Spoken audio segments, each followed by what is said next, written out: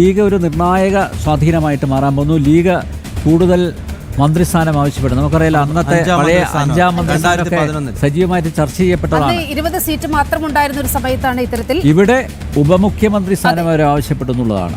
അതിൽ അക്കാര്യത്തിൽ യാതൊരു സംശയവും. ചെറിയൊരു സംസ്ഥാനമായ കേരളത്തിൽ ലീഗിന് പണ്ട് മുഖ്യമന്ത്രി ഉണ്ടായിരുന്നു, ഒരു ഷോർട്ട് ടേമിൽ ഉപമുഖ്യമന്ത്രി ഉണ്ടായിരുന്നു അല്ലെ, അബൂഖാദർ കുട്ടിന. അപ്പോ ഈ ഒരു പശ്ചാത്തലത്തിൽ, കാരണം ഇത്രയും വലിയൊരു മുന്നേറ്റം UDF ഉണ്ടാക്കാൻ സാധിച്ച സാഹചര്യത്തിൽ ആ ഒരു വിജയം അത് കോൺട്രിബ്യൂട്ട് ചെയ്യുന്നതിൽ പ്രധാന ചാലകശക്തിയായി പ്രവർത്തിച്ച മുസ്ലിം ലീഗിന് ചോദിക്കാനുള്ള അവകാശമുണ്ട്. അത് ചോദിക്കും, അത് ഉറപ്പായിട്ട് ചോദിക്കുന്ന നാടിന് എത്രത്തോളം ദോഷകരമാകും, പ്രത്യേകിച്ച് ഇവിടുത്തെ ഹിന്ദു സമൂഹത്തെയും ക്രൈസ്തവ സമൂഹത്തെയും ഒക്കെ അത് എങ്ങനെ ദോഷകരമായി ബാധിക്കുമെന്നത് ഇനിയുള്ള 5 വർഷം സഹിക്കാനേ നിവൃത്തിയുള്ളൂ. കാരണം അല്ല, കേന്ദ്രത്തിൽ അങ്ങനെ വലിയ പഴയൊന്നുമില്ല. കേന്ദ്രത്തിൽ BJP, അവിടെ അമിത്ഷാ, ഭാരതത്തിന്റെ ആഭ്യന്തരമന്ത്രിയായിട്ട് അമിത്ഷാ അവിടെ ഉള്ളത് കൊണ്ട് ഇവിടുന്ന് ആരും പോണ്ട ഗതി. ഇപ്പൊ ഈ മുസ്ലിം ലീഗ് ഇടതുമുന്നണിയെ സംബന്ധിച്ചിടത്തോളം ഒരു വർഗീയ പാർട്ടിയല്ല. പേരിൽ അപ്ഡേറ്റ് വരുന്നുണ്ട്. നേരത്തെ ചോദിച്ചതുപോലെ നെയ്യാറ്റിൻകരയിൽ ശക്തമായിട്ടുള്ള ഒരു ലീഡിലേക്ക് പോവുകയാണ്. അവിടെ 4777 വോട്ടുകൾ നേടിയിരിക്കുന്നു. ഇനി 6 റൗണ്ടുകൾ മാത്രമാണ് അവിടെ എണ്ണാനുള്ളത്. അതുപോലെ തന്നെ MR ബൈജു കാട്ടാക്കടയിൽ കഴിഞ്ഞ 2 തവണ MLA ആയ IB സതീഷിനെ മലർത്തി അടിച്ചുകൊണ്ട് 6254 വോട്ടിൻ്റെ ലീഡ് നേടിയിരിക്കുന്നു. ഇനി അവിടെ 6 റൗണ്ടുകളോ 7 റൗണ്ടുകളോ മാത്രമാണ് എണ്ണാനുള്ളത്. അതൊക്കെ തന്നെ UDFന് ശക്തമായ സ്വാധീനമുള്ള മേഖലകളാണെന്ന് ഉറപ്പാണ്.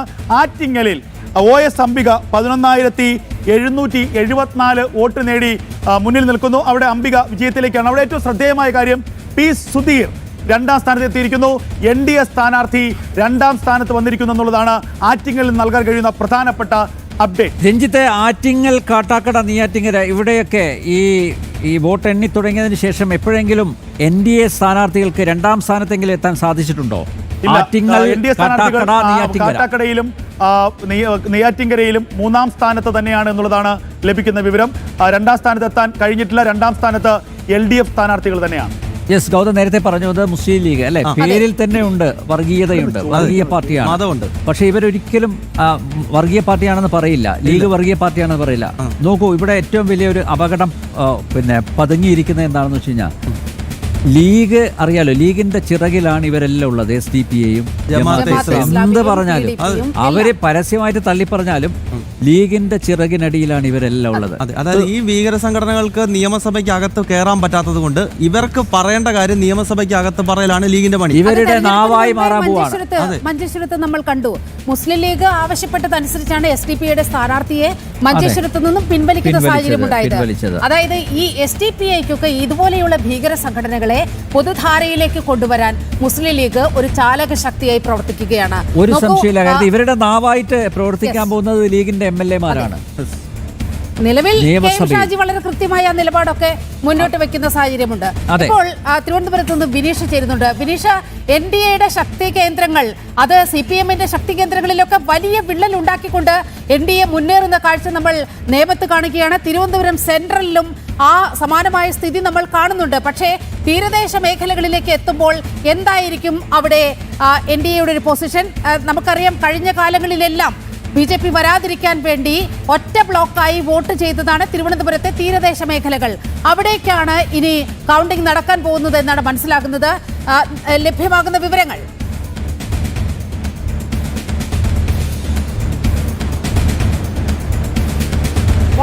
നീലിമ, തിരുവനന്തപുരം സെൻട്രലിനെ സംബന്ധിച്ചിടത്തോളം BJP വലിയ പ്രതീക്ഷയിലേക്ക് തന്നെയാണ് പോകുന്നത്. കാരണം തിരുവനന്തപുരത്തെ തീരദേശ മേഖല, ന്യൂനപക്ഷ മേഖല ഏറെക്കുറെ ഇപ്പോൾ തന്നെ എണ്ണി പൂർത്തിയാക്കിയിരിക്കുന്നു എന്നതാണ് പ്രധാനപ്പെട്ട കാര്യം. അതുകൊണ്ട് തന്നെ BJP ഇനി വലിയൊരു പ്രതീക്ഷ വയ്ക്കുന്ന സ്ഥലങ്ങളാണുള്ളത്. ഞാൻ നേരത്തെ പറഞ്ഞതുപോലെ ശ്രീകണ്ഠേശ്വരം, വലിയശാല, ഫോർട്ട് ഉൾപ്പെടെയുള്ള പ്രദേശങ്ങളാണ് ഇനിയുള്ളത്. അതുകൊണ്ട് തന്നെ BJPക്ക് വലിയ പ്രതീക്ഷ തന്നെയാണ് വയ്ക്കാനുള്ളത് തിരുവനന്തപുരം സെൻട്രൽ.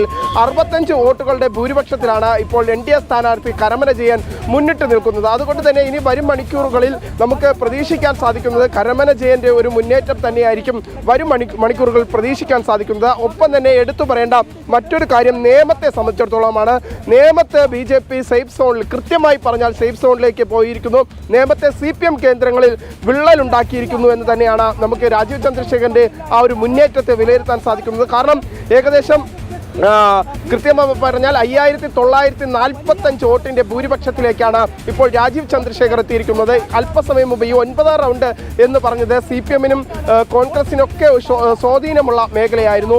ആ മേഖലകളിലും രാജീവ് ചന്ദ്രശേഖർ സജീവമായി തന്നെ മുന്നേറുന്ന കാഴ്ച നമുക്ക് കാണാൻ സാധിച്ചു. അതുകൊണ്ട് തന്നെ ഇനി നേമത്തെ സംബന്ധിച്ചിടത്തോളം BJP പിന്നോട്ട് പോകില്ല എന്ന് തന്നെയാണ് നമുക്ക് വിലയിരുത്താൻ സാധിക്കുന്നത്.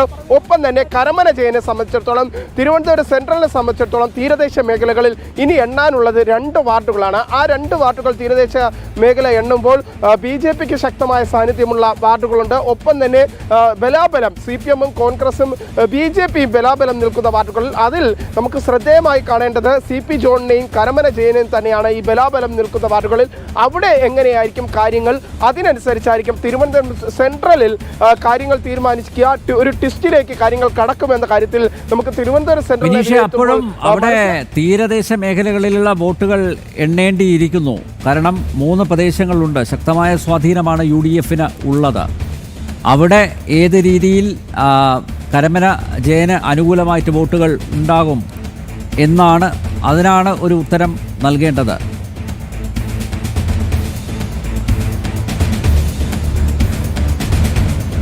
നമ്പ്യാരെ, ഇവിടെ സംബന്ധിച്ചിടത്തോളം വലിയതുറ, ഭീമാപള്ളി തുടങ്ങിയ 2 വാർഡുകളാണ് CPM-ന് അല്ലെങ്കിൽ കോൺഗ്രസിന്, CPM-നല്ല കോൺഗ്രസിന് ശക്തമായ സാന്നിധ്യമായി നമുക്ക് വിലയിരുത്താൻ സാധിക്കുന്നത്. പക്ഷേ ആ ഭാഗത്തെ ഓവർകം ചെയ്യാനായി അല്ലെങ്കിൽ അതിനെ മറികടക്കാനായി BJP കാണുന്ന ശക്തി കേന്ദ്രങ്ങൾ ഇതാണ്. ഒന്ന് ഫോർട്ട്, വലിയശാല, ശ്രീകണ്ഠേശ്വരം. ഈ പ്രദേശങ്ങൾ ഈ ഭീമാപള്ളിയെയും ഒപ്പം തന്നെ വലിയതുറയും മറികടക്കാൻ BJPക്ക് സാധിക്കുമെന്ന വിലയിരുത്തലാണ് BJPക്കുള്ളത്. മറ്റു സ്ഥലങ്ങൾ എന്ന് പറയുന്നത് ബലാബലം കോൺഗ്രസും അല്ലെങ്കിൽ UDF-ഉം NDAയും ബലാബലം നിൽക്കുന്ന പ്രദേശങ്ങളാണ്. അതുകൊണ്ടാണ് കരമന ജയന്റെ സാധ്യത ഇപ്പോഴും തള്ളിക്കളയാൻ സാധിക്കാത്തത്. കാരണം ഒരു സ്ഥലത്ത് ഈ ന്യൂനപക്ഷ മേഖലയിൽ പ്രത്യേകിച്ച് ഞാൻ നേരത്തെ സൂചിപ്പിച്ചതുപോലെ ഭീമാപള്ളിയും വലിയതുറ മേഖലയും എണ്ണിക്കഴിയുമ്പോൾ അതിനെ ഓവർകം ചെയ്യാൻ സാധിക്കും. BJP കേന്ദ്രങ്ങൾ വ്യക്തമാക്കുന്നത് അത്തരത്തിൽ തന്നെയാണ്. അതിനെ മറികടക്കാൻ ഈ ഫോർട്ടിനും ഒപ്പം തന്നെ മനസ്സിലാക്കാൻ സാധിക്കുന്നത് ശ്രീകണ്ഠേശ്വരം, വലിയശാല ഉൾപ്പെടെയുള്ള പ്രദേശങ്ങൾക്ക് സാധിക്കും എന്നതാണ് നമുക്കിപ്പോൾ മനസ്സിലാക്കാൻ സാധിക്കുന്നത്. നമുക്കൊന്ന് പാലക്കാടേക്ക് പോകണം. പാലക്കാട്ടെ അവസ്ഥ, നിലവിലുള്ള അവസ്ഥ എന്താണെന്ന് അറിയേണ്ടിയിരിക്കുന്നു. യെസ് അരുൺ.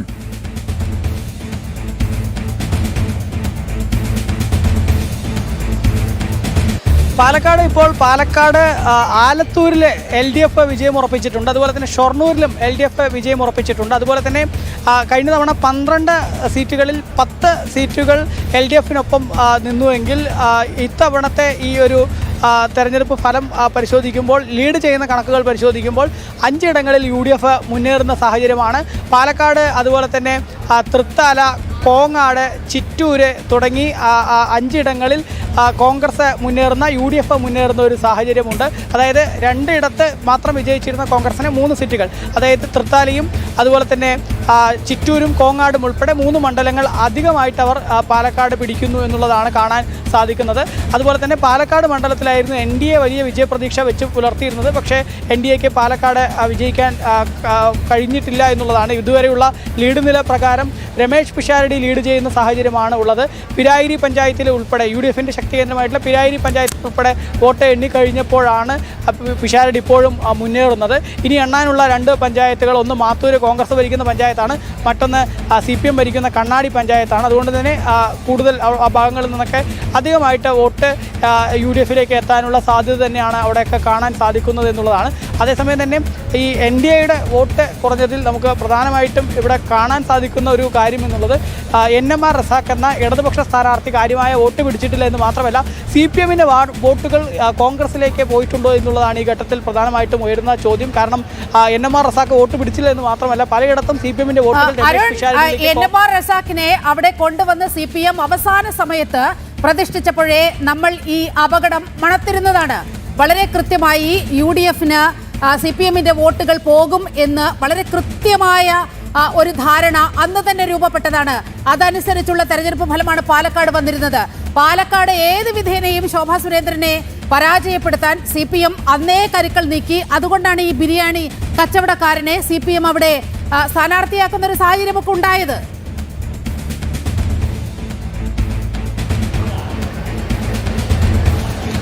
തീർച്ചയായിട്ടും അത്തരത്തിൽ തന്നെയാണ്. പാലക്കാട് BJP വിജയിക്കരുത് എന്നുള്ളത് ഇടതുപക്ഷത്തിൻ്റെ എല്ലാ കാലത്തെയും ഒരു നയമാണ്. നേരത്തെ CPMന്റെ ജില്ലാ സെക്രട്ടറി EN സുരേഷ് ബാബുവും അതുപോലെ തന്നെ മുൻ മന്ത്രി AK ബാലനൊക്കെ പറഞ്ഞിട്ടുണ്ട്. ഓരോ തെരഞ്ഞെടുപ്പിലും തങ്ങളുടെ വോട്ടുകൾ UDFിലേക്ക് പോയിട്ടുണ്ട്. അത് BJP വിജയിക്കുമെന്നുള്ള ഭയം കൊണ്ടാണ് തങ്ങളുടെ വോട്ട് അവിടേക്ക് പോയിട്ടുള്ളത് എന്ന് പത്രസമ്മേളനത്തിൽ തന്നെ ഇവർ തുറന്നു പറഞ്ഞിട്ടുണ്ട്. ഏതായാലും അങ്ങനെ BJP വിജയിക്കുമെന്നുള്ള ഭയത്തിൽ കോൺഗ്രസിലേക്ക് തങ്ങളുടെ വോട്ട് പോയി എന്ന് AK ബാലനും അതുപോലെ തന്നെ CPMന്റെ ജില്ലാ സെക്രട്ടറി EN സുരേഷ് ബാബുവും ഉൾപ്പെടെ നേരത്തെ പറഞ്ഞിട്ടുള്ള കാര്യം ഇത്തവണ സംഭവിക്കില്ല എന്നാണ് പറഞ്ഞത്. പക്ഷേ ഇത്തവണ കുറച്ച് അധികമായിട്ട് സംഭവിച്ചിട്ടുണ്ടോ എന്നുള്ളൊരു സാഹചര്യം, അതായത് മുൻ തെരഞ്ഞെടുപ്പുകളിനെക്കാളും അധികമായിട്ട് വോട്ട് ഇടതുപക്ഷത്ത് നിന്നും കോൺഗ്രസിലേക്ക് മറിച്ചിട്ടുണ്ടോ എന്നുള്ളൊരു സംശയം ബലപ്പെടുന്ന സാഹചര്യമാണ്. ഇനി അവസാന കണക്കുകൾ വരുമ്പോൾ മാത്രമേ നമുക്ക് അതിന്റെ കൂടുതൽ കൃത്യമായ വിവരങ്ങളിലേക്ക് കടക്കാൻ കഴിയൂ.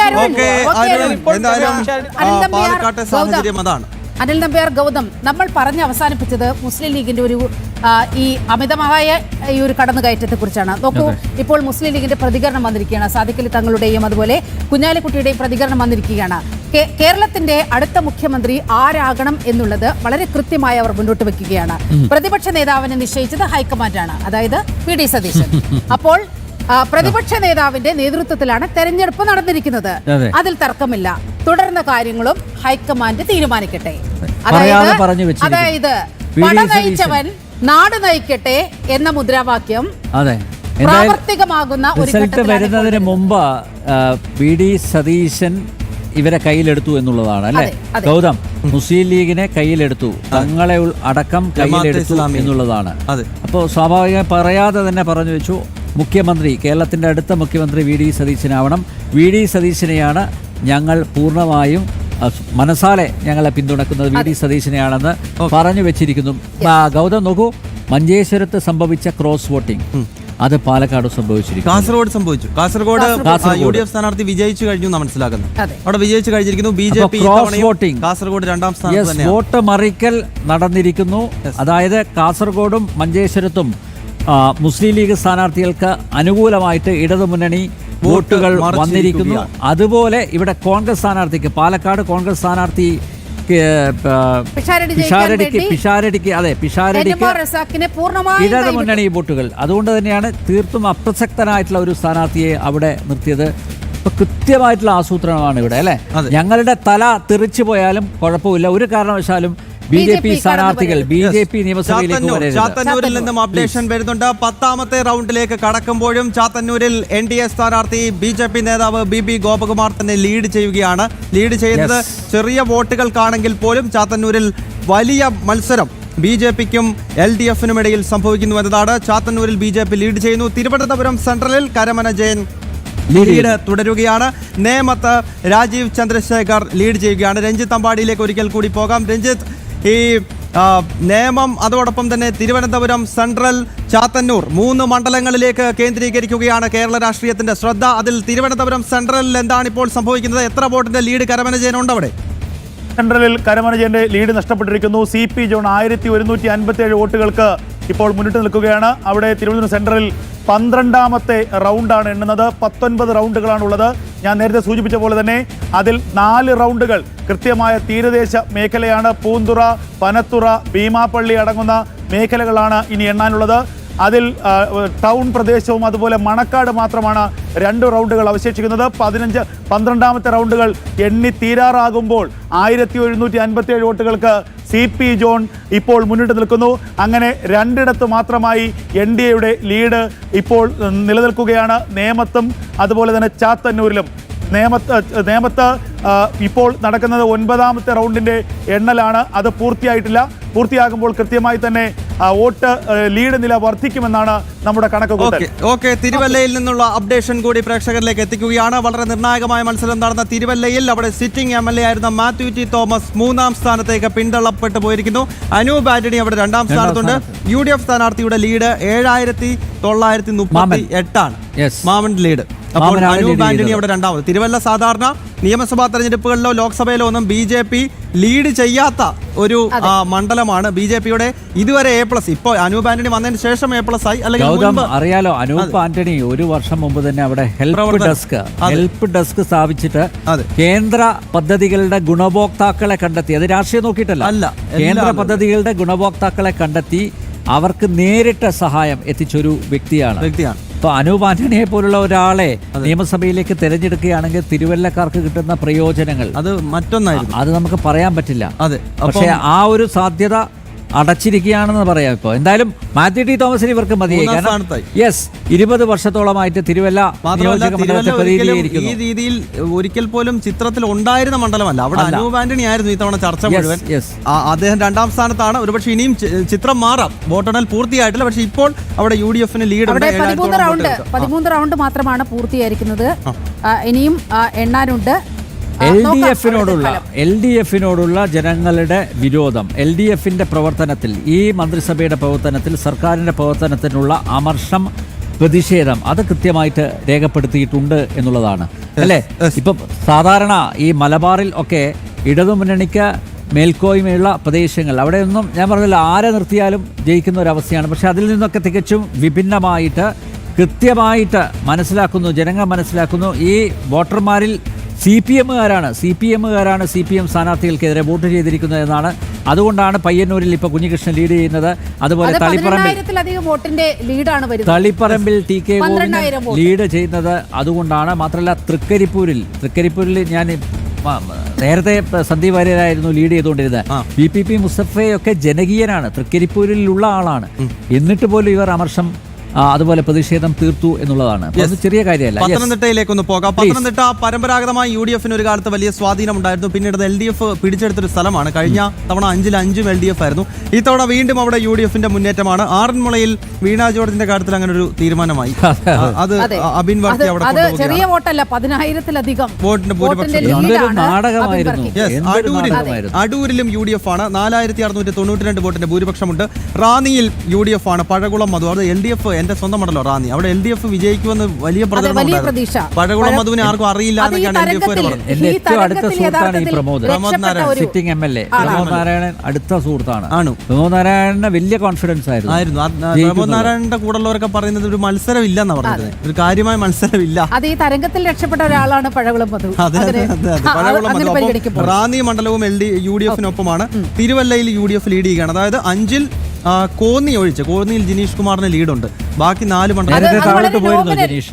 നോമിനൽ ലീഡ് മാത്രം 851 വോട്ടിന്റെ ലീഡ് മാത്രമാണ് അവിടെ അത്ഭുതം സംഭവിക്കാം.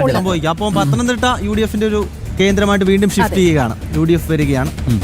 കൊല്ലത്തിന്റെ അവസ്ഥ അങ്ങനെ തന്നെ. കൊല്ലം ഇടതുമുന്നണിയുടെ കയ്യിൽ നിന്ന് പോയല്ലോ അല്ലേ. കൊല്ലത്തിന്റെ ഇരവിപുരത്ത് അടക്കം മുന്നേറ്റം ഉണ്ടാക്കാൻ സാധിച്ചിരിക്കുന്നു. നൌഷാദിന്റെയൊക്കെ തല തെറിച്ചിരിക്കുന്നു എന്നാണ് മനസ്സിലാക്കുന്നത്. അവിടെ RSPയുടെ ഒരു യുവ സ്ഥാനാർത്ഥിയാണ് അഡ്വക്കേറ്റ് വിഷ്ണു മോഹൻ അവിടെ വലിയ മുന്നേറ്റം കാഴ്ചവെച്ചു. ഔദ്യോഗികമായിട്ട് ഫലം പുറത്ത് വന്നിട്ടുണ്ട് എന്ന് തോന്നുന്നു അല്ല. ഇപ്പൊ നോക്കൂ, അബിൻ വർക്കിയൊക്കെ വിജയിച്ചതായിട്ട് പിന്നെ പ്രഖ്യാപിച്ചിരിക്കുന്നു. അതുപോലെ KK രമ വടകരയിൽ നിന്ന് തെരഞ്ഞെടുക്കപ്പെട്ടിരിക്കുന്നു. അതുപോലെ എനിക്ക് വളരെ വികാരനിർഭരമായ ഒരു ഫേസ്ബുക്ക് പോസ്റ്റ് കണ്ടില്ലേ. പ്രത്യേകിച്ച് ഇന്നത്തെ ദിവസം അവരെ സംബന്ധിച്ചിടത്തോളം ഓർമ്മ ദിനമാണ്. അവരുടെ ഭർത്താവിൻ്റെ ഓർമ്മ ദിനം ആണ്. അപ്പോൾ സ്വാഭാവികമായിട്ടും ഇന്നത്തെ ഈ വിജയം അവർക്ക് ഇരട്ടി മധുരം നൽകുന്നുണ്ട് എന്നുള്ളതാണ്. ഈ കുഞ്ഞികൃഷ്ണൻ ഇപ്പോഴും മുന്നിൽ തന്നെ 6,969 വോട്ടുകൾക്ക് വി കുഞ്ഞികൃഷ്ണൻ ലീഡ് ചെയ്യുന്നു. TK ഗോവിന്ദൻ തളിപ്പറമ്പിൽ ലീഡ് ചെയ്യുന്നു. അവിടെ പയ്യന്നൂരിൽ 6,000 വോട്ടിന്റെ ലീഡ് എന്നൊക്കെ പറയുന്നത് ഒരു CPM-ന്റെ ഔദ്യോഗിക സംവിധാനത്തോട് പടവെട്ടിക്കൊണ്ട് തളിപ്പറമ്പിൽ 18,500-ൽ പരം വോട്ടുകൾക്കാണ് ലീഡ് ചെയ്യുന്നത് കേട്ടോ. TK ഗോവിന്ദൻ തളിപ്പറമ്പിൽ MV ഗോവിന്ദന്റെ ഭാര്യ PK ശ്യാമളയെ പരാജയപ്പെടുത്തുമെന്ന കാര്യത്തിൽ അത്രയേറെ അവരുടെ സ്ഥാനാർത്ഥിത്വത്തിനെതിരെ വലിയ വിമർശനം ഉയർന്നിട്ടുണ്ടായിരുന്നു, പ്രതിഷേധം ഉണ്ടായിരുന്നു. പക്ഷെ അതെല്ലാം അവഗണിച്ചുകൊണ്ടാണ് PK ശ്യാമളയെ സ്ഥാനാർത്ഥിയാക്കിയത്. അതിന് കനത്ത വില CPM ഇടതുമുന്നണി കൊടുക്കേണ്ടി വന്നു എന്നാണ് ഇപ്പോൾ തളിപ്പറമ്പിൽ നിന്ന് വരുന്ന വാർത്തകൾ ചൂണ്ടിക്കാണിക്കുന്നത്. കാഞ്ഞിരപ്പള്ളിയിലേക്കൊന്ന് പോയാലോ? കാഞ്ഞിരപ്പള്ളിയിൽ കാഞ്ഞിരപ്പള്ളി. റോണി കെ ബേബി UDF ഏതാണ്ട് വിജയം ഉറപ്പിച്ചു കഴിഞ്ഞിരിക്കുകയാണ്. 41,614 വോട്ടുകൾ നേടി 7,719 സ്ഥിരം പാനലിസ്റ്റാണ്. അതെ MLA ആകാൻ പോവാണ്. അതേപോലെ തന്നെ എനിക്ക് തോന്നുന്നു നമ്മുടെ ഇടുക്കിയിലുള്ള സേനാപതി വേണു. കാഞ്ഞിരപ്പള്ളിയിൽ അങ്ങനെ UDF തരംഗം അവിടെ ഉണ്ടായിരിക്കുകയാണ്. ഡോക്ടർ N ജയരാജ് 38,372 വോട്ടുകൾ, അതായത് ഏതാണ്ട് 3000-ഓളം വോട്ടുകളുടെ ലീഡ് അവിടെ UDF-ന് ഉണ്ട്. ജോർജ് കുര്യൻ അദ്ദേഹം 21,000 വോട്ടുകൾ പിടിച്ച് BJP-യുടെ വോട്ട് ഷെയർ ഉയർത്തിയിട്ടുണ്ട്. സ്വാഭാവികമായും അവിടെ UDF-ന്റെ ഒരു കേന്ദ്രം തന്നെയാണ് കാഞ്ഞിരപ്പള്ളി. അതിൽ കൂടുതൽ BJP-ക്ക് അവിടെ നല്ല രീതിയിൽ വർക്ക് ചെയ്തിട്ടുണ്ട്, വോട്ട് ശതമാനം ഉയർത്തിയിട്ടുണ്ട്. നമുക്കൊന്ന് കൊല്ലത്തേക്ക് പോയാലോ? ചാത്തന്നൂരിലെ അവസ്ഥ അറിയാൻ വലിയ താല്പര്യമുണ്ട്. മനോജ് ചേരുന്നു. മനോജ്, ചാത്തന്നൂരിൽ എന്താ സംഭവിക്കുന്നത്? ഏറ്റവും ലേറ്റസ്റ്റ് വിവരങ്ങൾ ഫ്രം ചാത്തന്നൂർ. 11 റൗണ്ട് പൂർത്തിയായപ്പോൾ 1486 വോട്ടുകൾക്കാണ് BJP സ്ഥാനാർത്ഥിയായിട്ടുള്ള BB ഗോപകുമാർ മുന്നിൽ നിൽക്കുന്നത്. ഇനിയുള്ളത് കല്ലുവാതുക്കൽ പഞ്ചായത്ത് ഉൾപ്പെടെയുള്ള സ്ഥലങ്ങളാണ്. BJPക്ക് സ്വാധീനമുള്ള സ്ഥലങ്ങളാണ് എണ്ണാൻ പോകുന്നത്. 12, 13, 14 റൗണ്ടുകൾ എണ്ണുമ്പോൾ ഈ നില, അതായത് ലീഡ് നില ഇങ്ങനെ തന്നെ മുന്നോട്ട് പോയി കഴിഞ്ഞാൽ കൃത്യമായും BJP വിജയത്തിലേക്ക് തന്നെയാണ്, ആ ഒരു വിജയ കുതിപ്പിലേക്ക് തന്നെയാണ് ഇപ്പോൾ പോയിക്കൊണ്ടിരിക്കുന്നത്. കഴിഞ്ഞ റൗണ്ടുകളൊക്കെ പൂർത്തിയാകുമ്പോഴും അപ്രതീക്ഷിതമായിട്ടുള്ള വോട്ടുകൾ പോലും BJPക്ക് ലഭിച്ചിട്ടുണ്ട് എന്നുള്ളതാണ്. അതായത് കാലങ്ങളായി BJPക്ക് വോട്ട് ലഭിക്കാത്ത ചില സ്ഥലങ്ങളിൽ നിന്ന് പോലും ഇത്തവണ സ്ഥാനാർത്ഥിക്ക് വോട്ട് ലഭിച്ചു എന്നുള്ളതാണ് ഇതിലൊരു പോസിറ്റീവായി കാണാൻ സാധിക്കുന്നത്. എന്തായാലും ഇത്തരത്തിൽ ചാത്തന്നൂരിലുള്ള ഈ ഒരു മുന്നോട്ട് പോക്ക് എന്ന് പറയുന്നത് എല്ലാവരെ സംബന്ധിച്ചിടത്തോളം, വലിയ പ്രവർത്തകരൊക്കെ സംബന്ധിച്ചിടത്തോളം വലിയ ആത്മവിശ്വാസം നൽകുന്നതാണ്. അവർക്ക് തന്നെ ഇപ്പോൾ പല സ്ഥലങ്ങളിൽ നിന്നും ഈ ചാത്തന്നൂരിലേക്കും അതോടൊപ്പം തന്നെ കൊല്ലത്തെ BJPയുടെ പാർട്ടി ഓഫീസിലേക്കും ഒക്കെ എത്തിക്കഴിഞ്ഞു. എന്തായാലും ചാത്തന്നൂരിൽ ഒരു വിജയക്കുതിപ്പിലേക്ക് പോകുന്നുവെന്ന് പറയുന്നതിൽ സംശയമില്ല. കാരണം ഇനിയുള്ള റൗണ്ടുകളാണ്, അത് നിർണായകമാണ്. കാരണം BJPക്ക് സ്വാധീനമുള്ള മേഖലയെന്ന് നേതാക്കൾ തന്നെ വ്യക്തമാക്കിയിട്ടുണ്ട്. എന്തായാലും LDFന് പ്രതീക്ഷിച്ചത്ര മുന്നോട്ട് പോകാൻ കഴിഞ്ഞില്ല എന്നുള്ളതാണ്. ചാത്തന്നൂരിനെ സംബന്ധിച്ചിടത്തോളം അവിടെ LDFന് വേണ്ടി എല്ലാ തവണയും ഒരു വോട്ട് അങ്ങോട്ടും ഇങ്ങോട്ടും ഒരു കൊടുക്കൽ വാങ്ങൽ ചടങ്ങ് പോലെ നടന്നു വന്നിരുന്ന ഒരു മണ്ഡലം. അതായത് BJP സ്ഥാനാർത്ഥി വിജയിക്കുമെന്ന് കണ്ടു കഴിഞ്ഞാൽ ഒന്നുകിൽ കോൺഗ്രസിന്റെ ഭാഗത്ത് നിന്ന് LDFന്റെ സ്ഥാനാർത്ഥിയെ വിജയിപ്പിക്കുന്ന ഒരു രീതിയിലേക്ക് കാര്യങ്ങൾ മാറും. എന്നാൽ ഇത്തവണ അത് ഉണ്ടായിട്ടുണ്ടോ എന്നുള്ളതാണ് കൃത്യമായി നമുക്ക് ഈ കണക്കുകളിലൂടെ വ്യക്തമാക്കുന്നത്. BJPക്ക് വ്യക്തമായും ഈ ഒരു മുന്നേറ്റം ഉണ്ടാക്കാൻ സാധിച്ചിട്ടുണ്ട് എന്നുള്ളതാണ്. ഓരോ റൗണ്ട് പൂർത്തിയാകുമ്പോഴും നമുക്കതാണ് മനസ്സിലാക്കുന്നത്. അതായത് 9ാം റൗണ്ട് വരുമ്പോഴേക്കും 722 വോട്ടിൻ്റെ ലീഡാണ് ഉണ്ടായിരുന്നത്. അത് പിന്നെ 10ാം റൗണ്ടിലേക്ക് വന്നപ്പോൾ ലീഡ് നില കുറഞ്ഞു. അത് പരവൂരിലെ ചില മേഖലകൾ. അത് കഴിഞ്ഞ ശേഷം 11ാം റൗണ്ടിലേക്ക് വരുമ്പോൾ ലീഡ് നില വീണ്ടും ഉയരുകയാണ്. 1486 ആവുകയാണ്. ഇനി അടുത്ത റൗണ്ടുകളിലേക്ക് വരുമ്പോൾ ലീഡ് നില വീണ്ടും ഉയരുമോ എന്നുള്ളത് തന്നെയാണ് നോക്കിക്കാണേണ്ടത്. എന്തായാലും കൊല്ലം ജില്ലയിലെ ചാത്തന്നൂർ എപ്പോഴും ശ്രദ്ധേയമാകുന്ന മണ്ഡലമാണ്. കഴിഞ്ഞ 2 നിയമസഭാ തെരഞ്ഞെടുപ്പുകളിലും 2ാം സ്ഥാനത്തേക്ക് എത്തിയ സ്ഥാനാർത്ഥിയാണ് BB ഗോപകുമാർ. ഇത്തവണയും അദ്ദേഹം മുന്നിലാണ്. അതായത് കഴിഞ്ഞ തവണത്തേക്കാൾ വോട്ടുകൾ ആദ്യഘട്ടം മുതൽ തന്നെ പല മേഖലകളിൽ നിന്നും വോട്ട് കൈവരിക്കുവാൻ വേണ്ടി BJPക്ക് സാധിച്ചു. ആ പ്രവർത്തനം ആദ്യഘട്ടം മുതൽ തന്നെ നമ്മൾ കണ്ടതാണ്. പ്രചാരണത്തിൻ്റെ ആദ്യഘട്ടം മുതൽ തന്നെ സ്ഥാനാർത്ഥിയും വ്യക്തമാക്കിയതാണ്. എന്തായാലും BJPയെ സംബന്ധിച്ചിടത്തോളം BJP മുൻകാലത്ത് ഭരിച്ചിരുന്ന ഒരു പഞ്ചായത്ത്, ആ പഞ്ചായത്ത് ഉൾപ്പെടുന്ന മേഖലകളിലാണ് ഇപ്പോൾ എണ്ണിക്കൊണ്ടിരിക്കുന്നത്. ഇനി 12ഉം 13ഉം ഈ റൗണ്ടുകളിലേക്ക് കടക്കുമ്പോൾ കൃത്യമായും ഒരു വിജയം നമുക്ക് കാണാൻ സാധിക്കും.